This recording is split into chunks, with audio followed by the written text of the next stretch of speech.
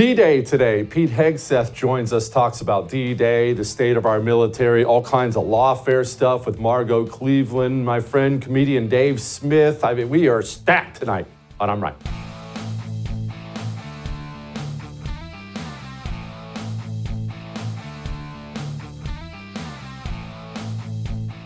Well, what is today? Yeah, and yes, believe me, I am aware of all the news of the day, the lawfare stuff. We have Pete Hegseth. There's so much modern news stuff we're going to get to. But what is today? Today is the 80th anniversary of D-Day.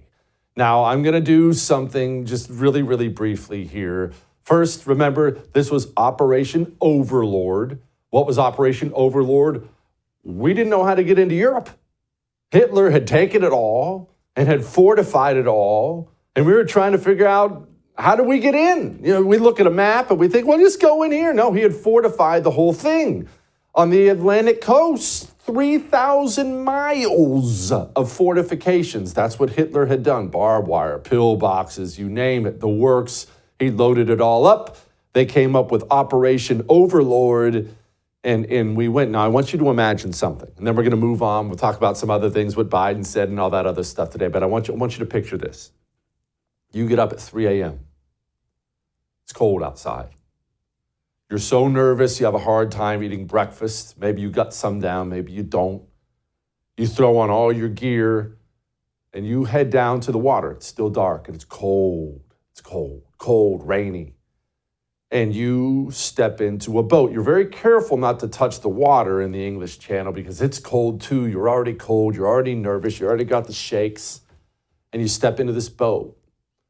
And then the boat begins to move in the dark towards danger. And you know this. And the waves start coming over the sides. The sea is so terrible. One of your boats capsizes. Everyone lost. The water starts flooding in. Now you're soaking wet. You're freezing cold. You're nervous. You're seasick to the point the bottom of the boat is starting to fill up with vomit. And on you go. And soon you begin to make out the outline of a cliff, a tall cliff in front of you. It's all dark and black. And as you get closer and closer and closer to that cliff, it starts to shoot at you. Mortar shells, machine gun fire. Your friends start to get hit. And finally, you land on the beaches underneath this 100-foot tall cliff. You and your friends are being shot at from the Germans above. They're chucking grenades down at you. But you don't just get to hide. There's nowhere to retreat to. It's just the ocean back behind you. You have to use ladders and grappling hooks with ropes on them like you're Batman to get to the top of this cliff while you're being shot at and blown up. One of your buddies right beside you was halfway up the cliff, 30 feet up, and the Germans cut the rope and down he goes right in front of you.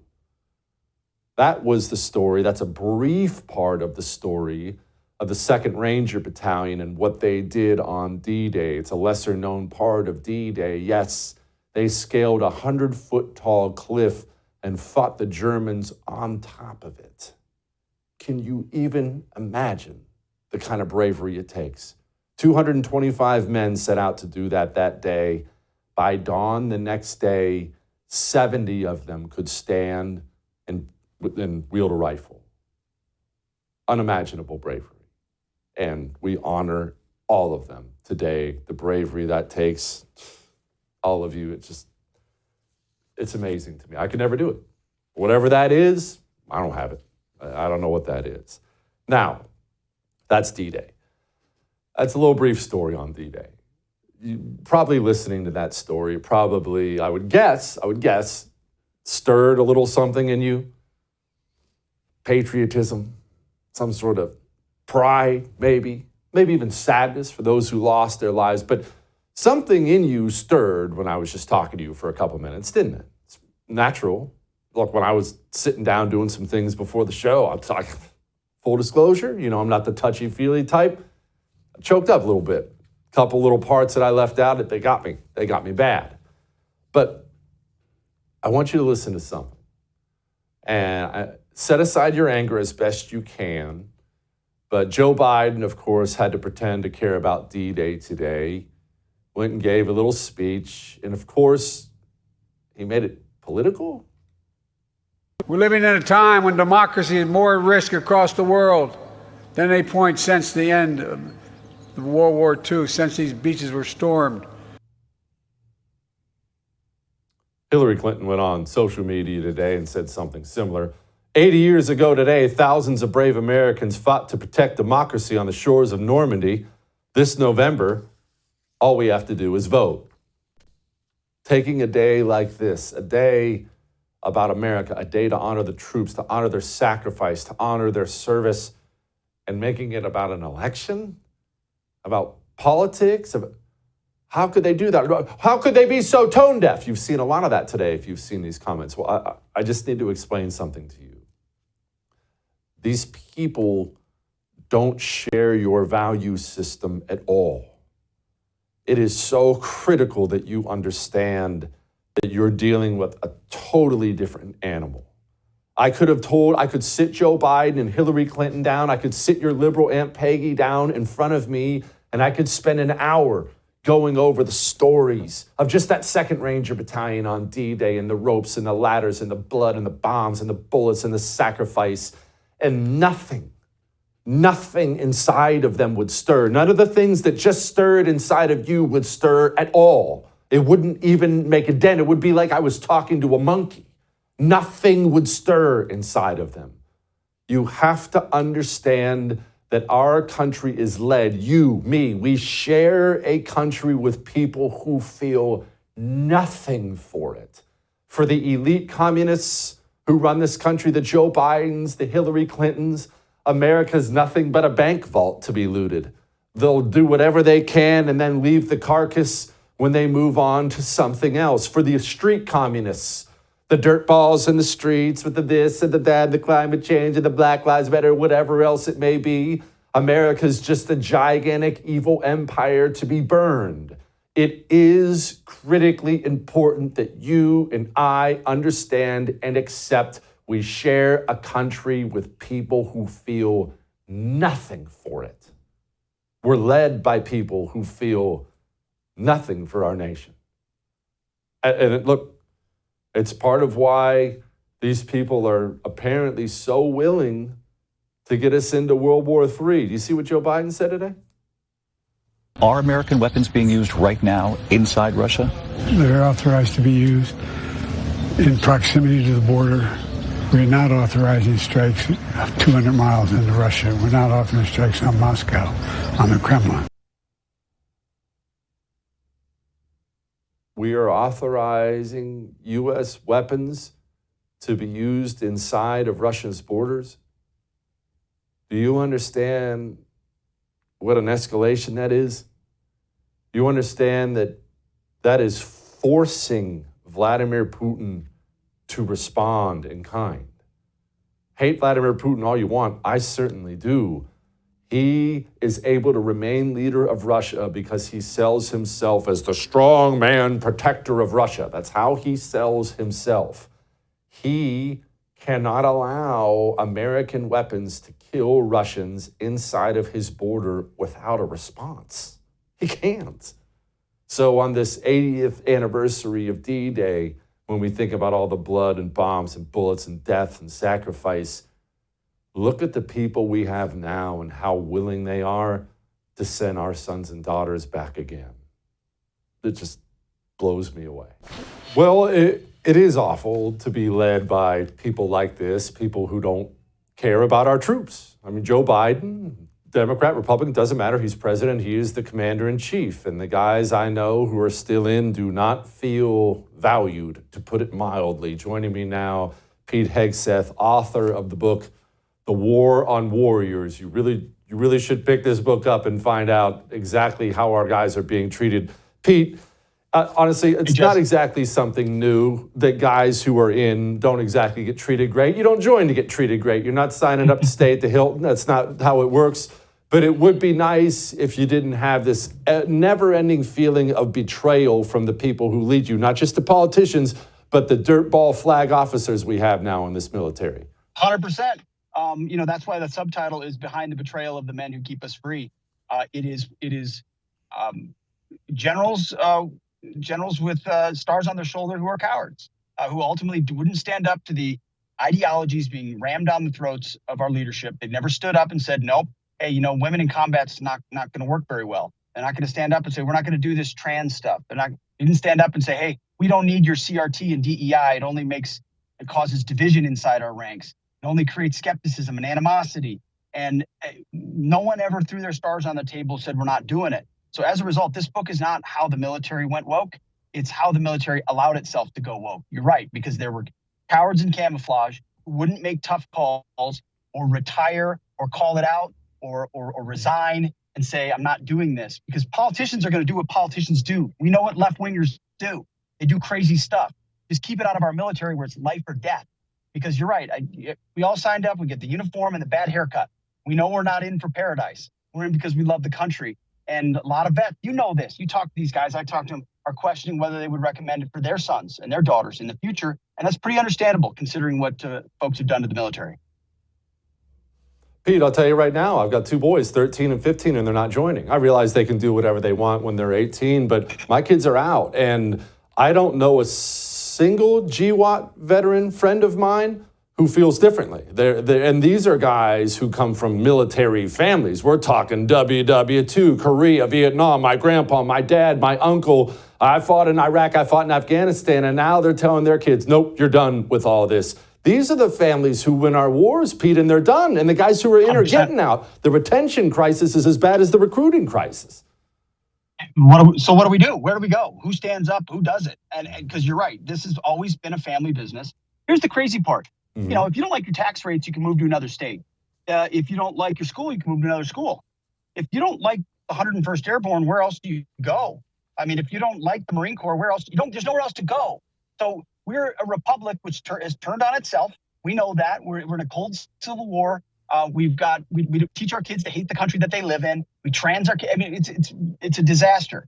But if we lose the military, then where else do we turn? So I grappled with that very same question. My friends say the exact same thing. The last chapter of the book is a letter to my 5 sons about whether I would want them to serve. And I didn't know what I would write because I've kind of been in your camp for the longest time. And at the end of the day, I think if there was a Trump presidency and a real realignment of the Pentagon, if we're saying, heads are rolling, we're firing woke generals, we're putting a real SecDef in charge, a real chairman of the Joint Chiefs, we're getting rid of DEI and CRT at our military academies, we're going to focus on readiness, let's take the standards back to 1995, whatever they were in 1995, let's make them that, and stick with them.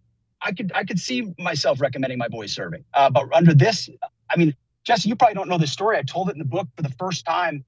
I was dubbed an extremist by my National Guard unit following the 2020 riots and when we were going to go guard the inauguration. That's why I got out.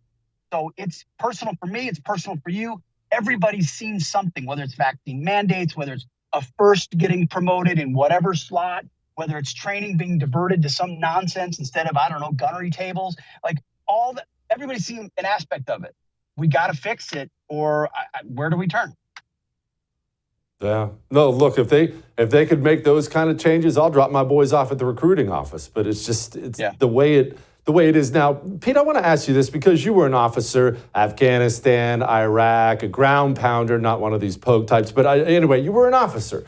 But these guys, these generals we were just lamenting about a couple minutes ago, they were too. I mean, Mark Milley, we all dog on him now, justifiably so. Mark Milley's a piece of trash. But Mark Milley, back in the day, was Pete Hegseth. Mark Milley was a pipe hitter. Mark Milley was a stud. So what happened when the things on the bars change? What happens in there, Pete? Explain it to me, because I don't understand it. First Lieutenant Mark Milley would beat the crap out of 4-star Mark Milley. It's back when he did PT. You're exactly right. That he's a centerpiece of an example of... One part of the answer is I don't know. Why does that transformation happen? There's a lot of reasons I unpack in the book. Ultimately, guys like Mark Milley went to the same woke elite colleges. Our military now sends all of our senior officers to Ivy League schools or elite schools to go look more like civilians. They're supposed to educate civilians on military life. They come back with a pink hue to their camouflage, and they want to be liked by the chattering class. There's a lot of that. But general officers, that rank, it's become about careerism. It's become about get along, to go along. Find the current and ride it. The most dangerous thing you could do is take a risk or take a stand. And they know no one's actually held accountable for warfighting aspects. So they're willing under Obama and under Biden to cater, to say, okay, well, not what I would do, but you know what? I'm here, so I'll make sure we shepherd it okay. Or, oh yeah, I know we don't really need electric tanks, but the politicians are telling me so. We're going to do it with the best military know-how that we can. They rationalize it by thinking they can make it less worse. And then they start justifying it. And then they get in front of congressional committees and they end up defending it like Milley did. And pretty soon they've sold the farm off. I know for a fact Milley has this book and he hates it. I've got that on direct knowledge because it calls him out specifically as an example of this. But I also have talked to a 3-star Marine Corps general who was a part of integrating women into the combat units.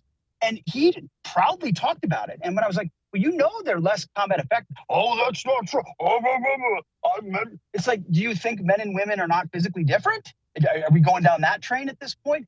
So they just rationalize it to go along, to get their stars, and then get their job in corporate America at some defense contractor, and where they keep making money. They're just listening to the politicians and ignoring their oath of office. Yeah. Military's led by General Raytheon now. It just freaking blows me away. Pete, my brother, thank you. I appreciate you very much. All right. We have a lot more. You thought the January 6th people going to prison were the only ones? You thought Donald Trump being convicted, possibly sent to prison, was the only one? As I have said, without real retribution, this doesn't stop. Another Trump ally is about to go to prison. We'll talk about that next. Before we talk about that, let me talk to you about your cell phone company. Look, these cell phone companies are awful. Almost all of them are. They're awful because they take our money. You pay your cell phone bill automatically. We all do. You put in your credit card, it gets paid automatically every single month. And then they take your money and they send it to Planned Parenthood. They send it to Black Lives Matter. They send it to all these disgusting groups, Pride Month stuff. You don't need Verizon. You don't need AT&T. You don't need T-Mobile. There's a patriotic cell phone company that shares and promotes your values. Your bill will get cut in half. Mine did. My bill got cut in half. You don't sacrifice coverage. You can keep your phone, keep your number. It's Pure Talk, man. Switch to Pure Talk. Anniversary of D-Day, Pure Talk CEO is a vet who fought for this country. They are adamant about America and Americans. Switch, save money. There's no reason not to. puretalk.com/JesseTV. Go switch. We'll be back.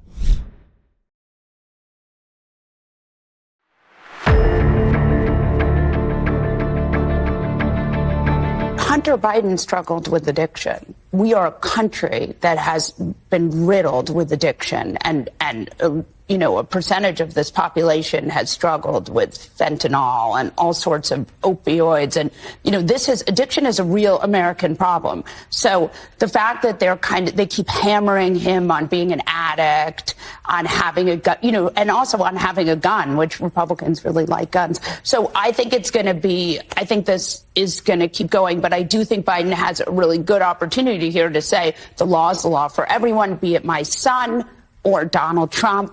This is the way it works in this country. Yeah, if Hunter Biden gets convicted, Joe Biden's going to wait about 15 minutes before he pardons it. But I don't think he's going to get convicted anyway. I'm curious what Margot has to say about it. Joining me now, Margot Cleveland, senior legal correspondent with the Federalist. And actually, you have a piece up about all this in the Federalist. Margot, what are you saying? What do you think? Well, first, I just have to chuckle at that soundbite you played. The reason they're focusing on Hunter Biden being an addict is because that is one of the things they have to prove in this case, that he either is an addict or that he was using drugs. And they've presented evidence of both. The other thing is Republicans, we love the right to bear arms, but we always say legally. We don't want people who aren't supposed to be possessing them. It's the Democrats who think all guns should be gone no matter what. It's the violation of the law that Hunter Biden did that is the problem here. But I'm with you. I don't think that the jury is going to convict him. I think all you have to do is look what the breakdown in the city was for voting, and it was actually higher pro-Biden over Trump in 2020 than in Manhattan. So I don't see that we're going to see a conviction in this case.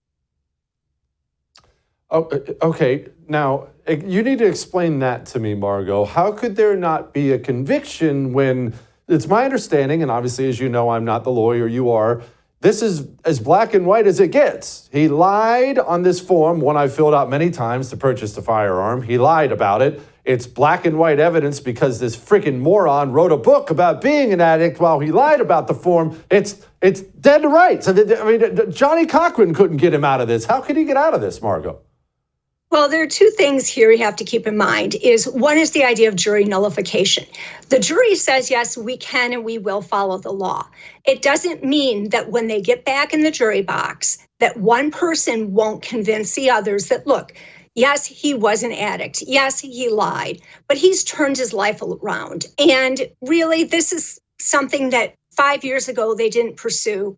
Why are they doing it now? It's a political reason that they're pursuing it now, and therefore we should let him off.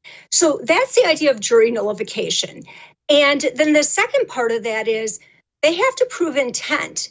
And juries aren't always the brightest bulb in the box. And Hunter Biden's got some really good attorneys who can try to convince them that in his mind he wasn't an addict because he was in rehab. In his mind, he wasn't a user, or he wasn't using because he wasn't using the moment he purchased the gun.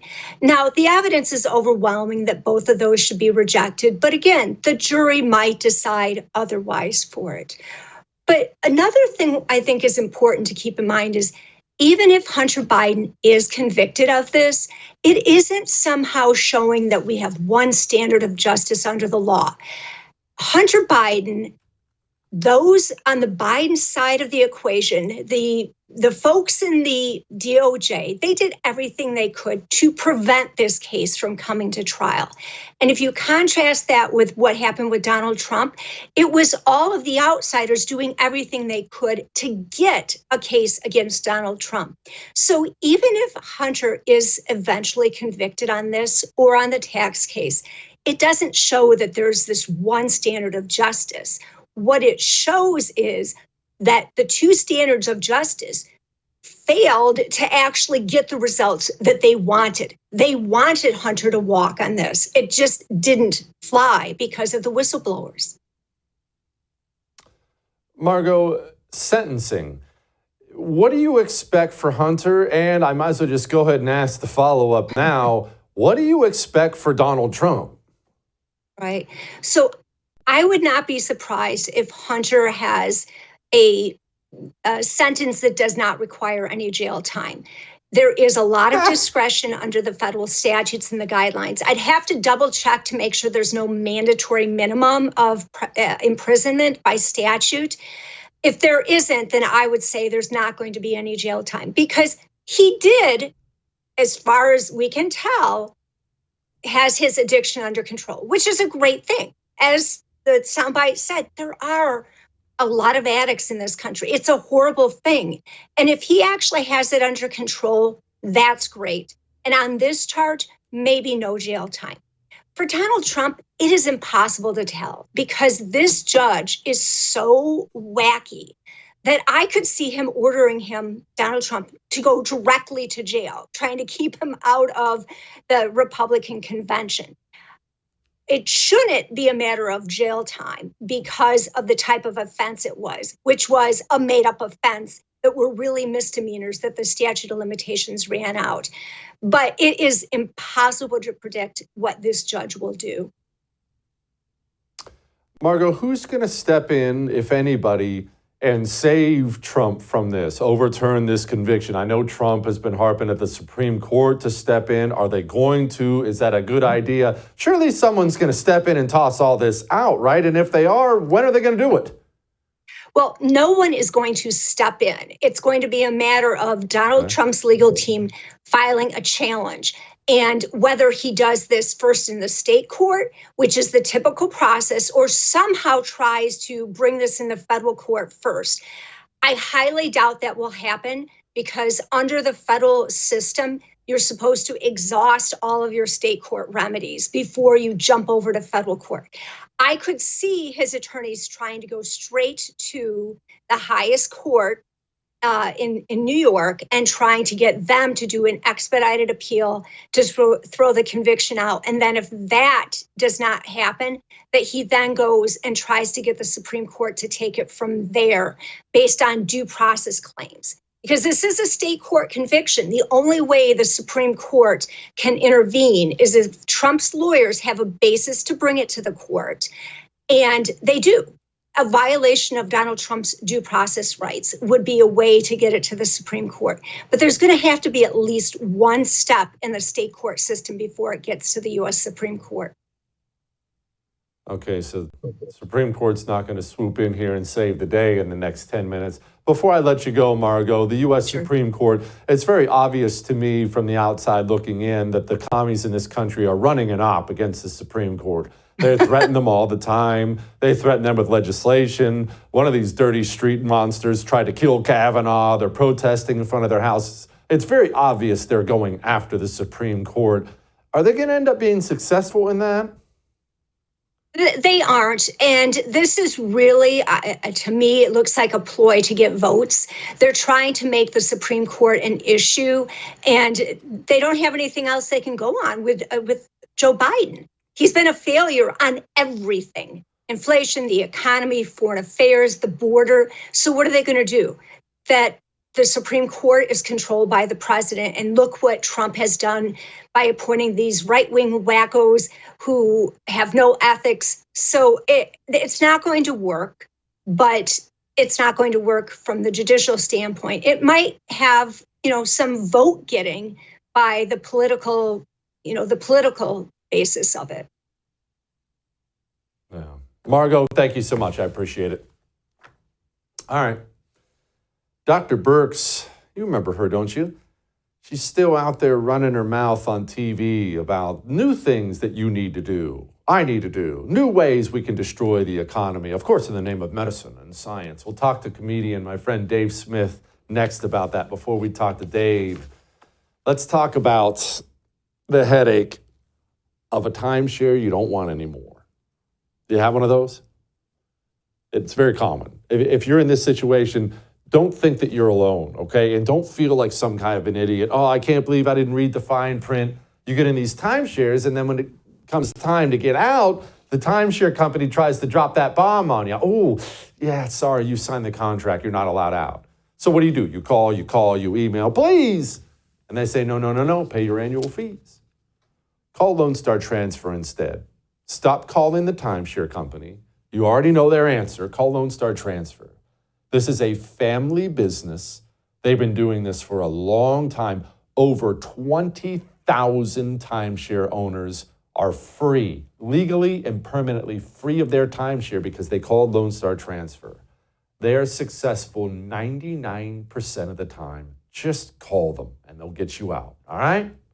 844-310-2646. We'll be back.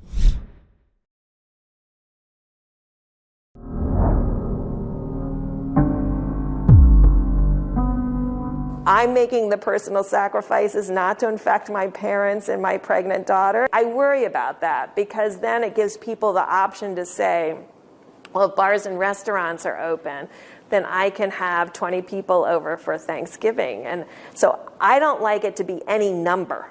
I like it to be, keep it to your immediate household. I'm sorry. I almost forgot that the interviewer used to sit so far away during the interviews. It's such a stupid time. And remember that evil witch you just saw there. About the time that interview wrapped up, she popped the earpiece out of her ear and went and partied with all of her extended family. That's the kind of people who run this country now. Joining me now, my friend, comedian Dave Smith. He hosts the Part of the Problem podcast, which I would highly recommend. Dave, I still get angry about all that crap. I do, But it's so ridiculous. When I see the old videos, the laughter comes out of me, man. What a ridiculous nation we turned into because of a chest cold. Yeah. Oh, good to see you, Jesse. And it is, even as you're playing that clip, like I haven't seen that one in forever. And it is just like, was it all a dream? Did we really allow our nation to be so degraded, humiliated that this, and by the way, you know what I completely forgot about is like, oh yeah, remember they had that death count up on the side of CNN for the entire year of 2020 until Joe Biden got sworn in. And then they just pretended like it didn't exist anymore. But it was what a wild time. And watching as I was just watching some of the Fauci hearings, it's just amazing how much they all have to walk away from it. Like they can't defend 1 inch of the insanity. No, they can't. No one can. Now all you get is either flat out denials, or they'll get this candy, I can't say that word on a family show, but you get this response of, well, nobody knew, which is of course garbage. Tons of people knew. They were all the people who got censored off of social media. Speaking of Birx, here she was along those lines. Do you think there is any veracity to some of the Republican accusations that there was an effort to discredit the lab leak theory?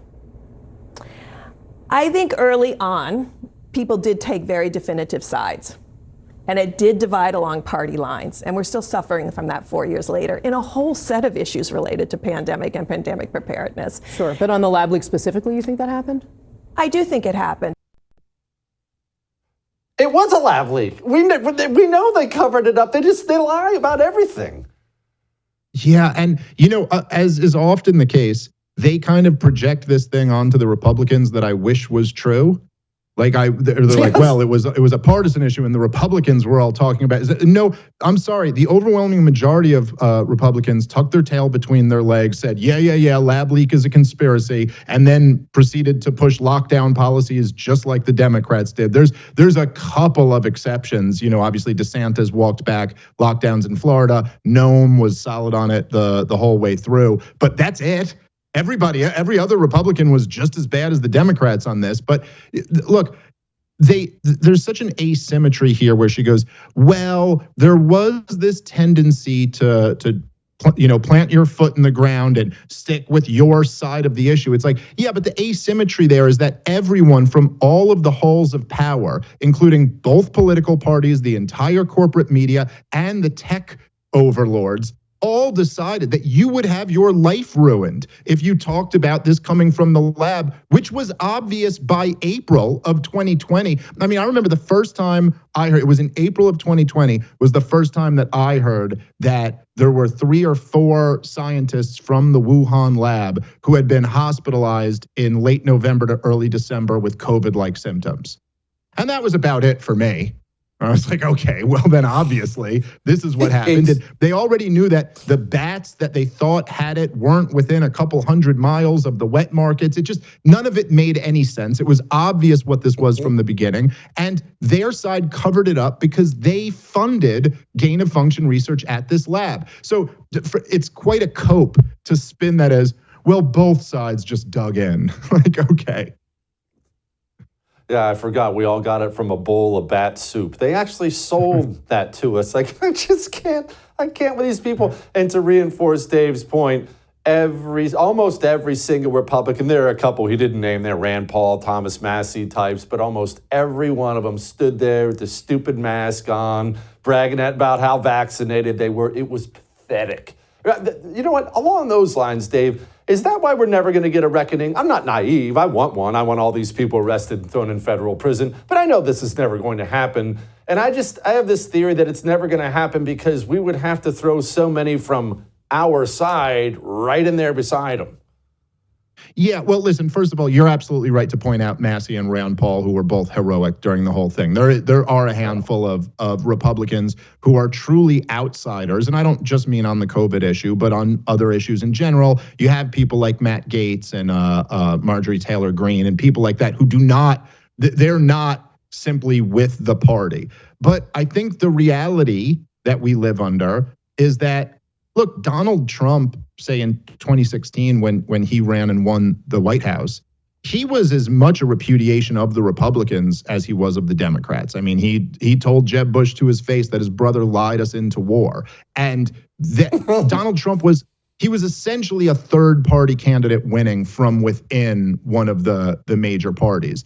But the problem that we have is that the establishment of the Republican Party, like not the 6 people we just named, but everyone else, is indistinguishable from the establishment of the Democratic Party. And whether it, obviously COVID was a major issue, they were identical on that. But when it comes to monetary policy, foreign policy, government spending, money, like I said, monetary policy, when it comes to the shadowy 3-letter agencies who have a lot more control over our government than our elected officials, almost every issue that matters, if you run down the list, there is no daylight between the establishment of the Democratic Party and the Republican Party. And so, yeah, in order to have any real change in this country, or to even get an investigation, let alone an investigation we could actually trust, that would actually shed some light on anything, you're going to have to make good on Donald Trump's original promise of draining the swamp.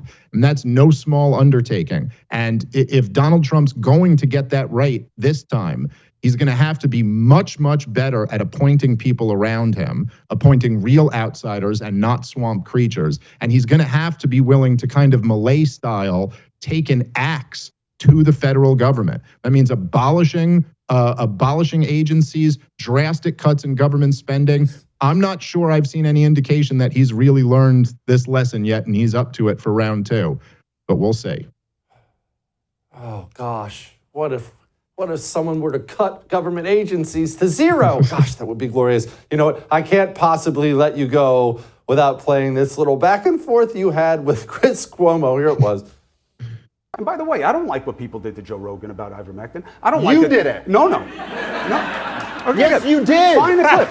But, dude, find the clips. You shamed Joe Rogan. Hold on. Let's play the clip. Go ahead. Injecting drugs for animals and horse. And people telling them to. Oh, my God. What person? You talk about, cancel culture and who to shame. Ivermectin, a dewormer. Really? They are shaming themselves. That's no what it is. Shame them. They're shaming themselves. So you're taking a dewormer right now. Chris, you can't apologize for that. You weren't being clear that it was this, and you know that, dude. You're being so dishonest right now, man. I'm not being You were dishonest. talking about ivermectin, the drug. You were not talking about this version of ivermectin. Come on, I man. was responding to a situation where we were told that this is what people were searching out to take, and nobody knew what it was going to do to them. Look, I'm taking the drug right now. Obviously, I don't think it's all poison. Dave, I'll just let you have it, buddy. Oh, man. I mean, look, I don't know what I could even add to that you didn't see right there. It was a very surreal moment.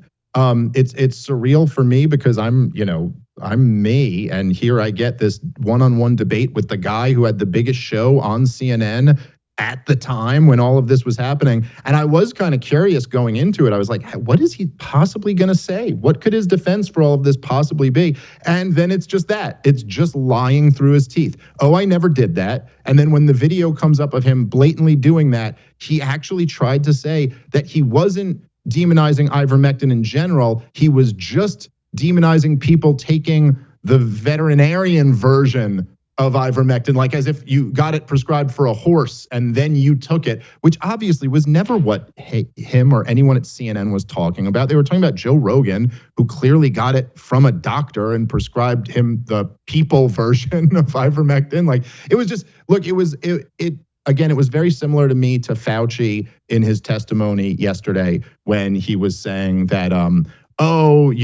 what was it that we were just saying that the vaccine stopped you from getting it or transmitting the virus in the first wave. We were never saying it through the second and third wave, even though we all remember this wasn't that long ago. I mean, it's like we all remember you saying this the whole way through and never backing off of that. And then as it became clear that the vaccine didn't work, you just doubled down and doubled down again.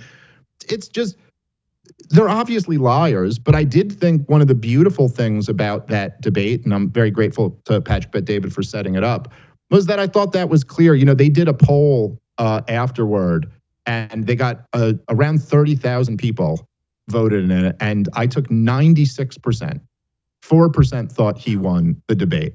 And you, as you know, Jesse, 4% of people are trans. So he got the trans vote, but I took the rest.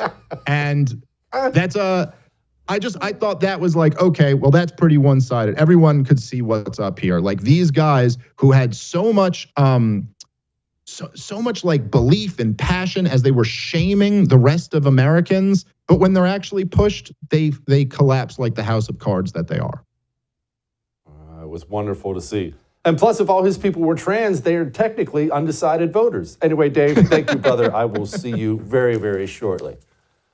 We have Lighten the Mood next. By the way, it is D-Day. You like history stuff? TheFirstTV.com/history. You go sign up there. I do all kinds of history specials. You'll enjoy them, all right? Lighten the Mood next.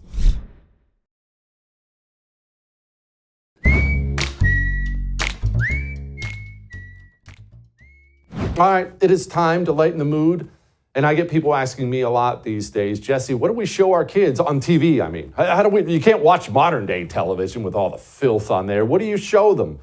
When I was a kid, you know what my mom showed me when Dad was at work? If I got to watch TV? Older shows. I was watching Andy Griffith's show and Mary Tyler Moore.